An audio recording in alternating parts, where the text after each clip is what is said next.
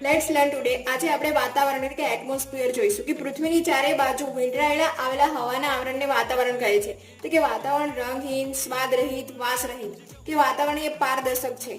હવે વાતાવરણનું બંધારણ જોઈએ તો કે વાતાવરણના બંધારણમાં ઘન, પ્રવાહી અને વાયુ તત્વો હોય છે. કે વાયુમાં જોઈએ તો કે નાઇટ્રોજન N2 78% છે કે જે સૌથી વધુ છે. પછી ઓક્સિજન O2 કે જે 21% છે.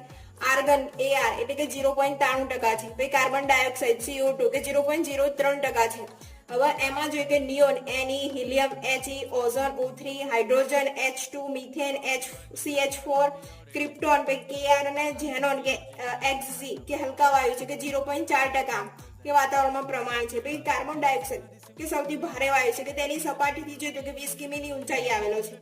અને ઓક્સિજન 110 કિલોમીટર સુધી ઊંચાઈ અને નાઇટ્રોજન 130 કિમી.